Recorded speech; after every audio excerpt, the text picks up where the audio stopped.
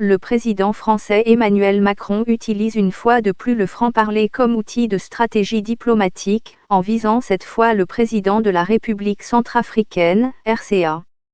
Il décrit Faustin Archange Touadéra comme un otage de Wagner, un entrepreneur militaire russe qui aide le gouvernement centrafricain à combattre les rebelles menaçant d'envahir la capitale, Bangui. Paris se montre également irrité par les messages anti-français diffusés sur les réseaux sociaux, qui émanent de sources proches de M. Touadéra et attisent le ressentiment à l'égard de l'ancienne puissance coloniale. C'est l'intervention des troupes françaises et africaines en 2013 qui a sauvé la RCA d'un conflit civil potentiellement génocidaire et créé les conditions pour les élections démocratiques qui ont porté M. Touadéra au pouvoir en 2016. Mais la RCA s'appuie désormais largement sur l'expertise militaire russe et a également signé des accords miniers avec la Russie, lui permettant d'explorer l'or, les diamants et l'uranium. Mal à l'aise face à cette orientation vers Moscou et irrité par la rhétorique anti-française, M. Macron a suspendu son soutien budgétaire au gouvernement de la RCA. M. Macron a également conclu qu'un avertissement public brutal était nécessaire, par le biais d'une interview désormais largement diffusée du 30 mai au journal du dimanche, JDD. Ces paroles franches n'ont pas rencontré de réponse directe, bien que le gouvernement de M. Touadéra affirme que son arrangement se fait avec le ministère de la Défense russe plutôt qu'avec le chef d'État centrafricain n'a pas été la seule cible de son franc-parler. Il a prévenu le Mali où le vice-président par intérim, le colonel Assimi Goïta, a organisé un nouveau coup d'État pour déposer le président et le Premier ministre que les troupes françaises déployées pour aider à la lutte contre les islamistes militants pourraient être retirées si l'État ouest-africain s'engageait sur la voie du radicalisme islamiste. L'interview du JDD a été largement relayée par les médias francophones. Monsieur Macron sait certainement comment attirer l'attention. Tout en mettant en garde les dirigeants de la transition malienne contre un accord de complaisance avec les djihadistes, ces déclarations visaient peut-être aussi à rassurer les électeurs maliens sur le fait que les troupes françaises présentes dans la région du Sahel ne sont pas appelées à risquer leur vie en vain. Le style de M. Macron contraste certainement avec le réseautage de salon qui a caractérisé une grande partie des relations entre les présidents français et les élites politiques africaines, une culture parfois complaisante, résumée par le terme France-Afrique. Cette culture a eu tendance à renforcer le pouvoir en place plutôt que de répondre à des demandes plus larges de réforme ou de développement social et économique. M. Macron affronte les questions africaines de front, avec une plus grande ouverture d'esprit. Il n'a pas peur de plaider publiquement en faveur du changement. Cela peut certainement produire des résultats, comme l'a illustré sa visite de la semaine dernière au Rwanda, où il a admis sans détour les manquements de la France à l'approche du génocide de 1994, dans un geste visant à jeter les bases d'une nouvelle relation qui dépasse l'amertume de l'histoire passée.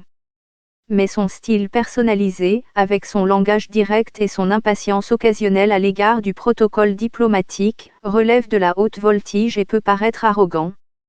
Les 4 années d'engagement présidentiel avec l'Afrique ont été marquées par des incidents sporadiques d'offense ou d'autoritarisme qui alimentent le sentiment toujours combustible de rancœur envers la France en tant qu'ancienne puissance coloniale, en particulier chez les jeunes Africains.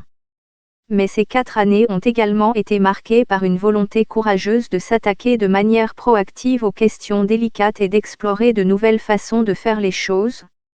M. Macron a demandé à des universitaires de rédiger 3 rapports indépendants sur le comportement de la France, pendant le sanglant conflit pour l'indépendance de l'Algérie, le génocide au Rwanda et le retour potentiel en Afrique d'objets historiques et culturels emportés en France pendant l'ère coloniale. Son aveu sans détour de l'échec français au Rwanda s'appuie sur les conclusions du rapport de Vincent Duclercq, qui a été publié dans son intégralité.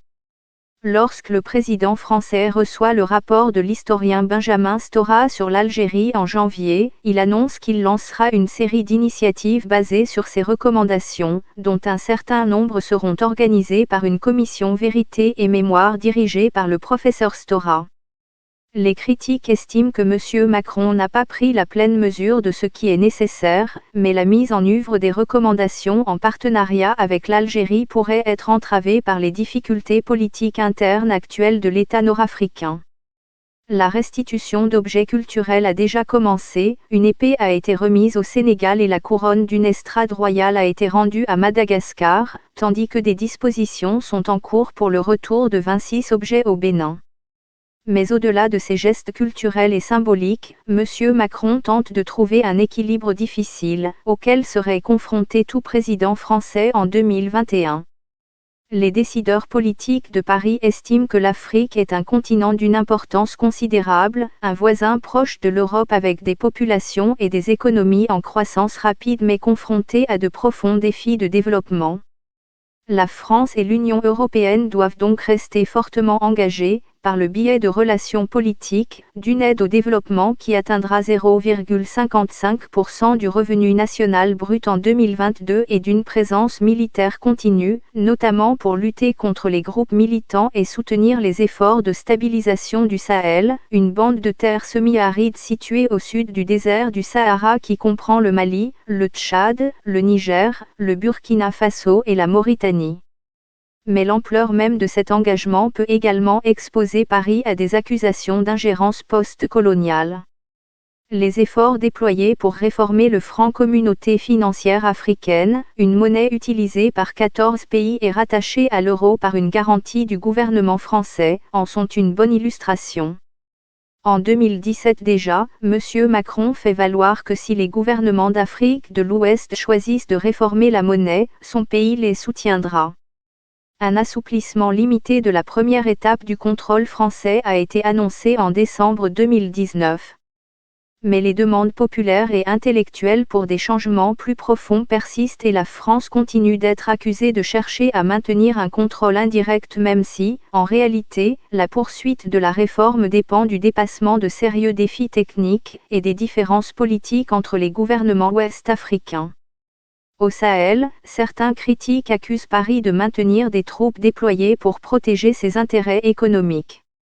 La France est en effet fortement investie dans l'exploitation de l'uranium au Niger mais le secteur lucratif de l'extraction de l'or au Sahel est en fait dominé par des entreprises canadiennes, russes, australiennes et britanniques. M. Macron tente de changer le ton des relations de la France avec l'Afrique. Mais il y a un profond ressentiment et une grande méfiance à surmonter et le choix du langage est crucial. Il n'est jamais facile de trouver la bonne note.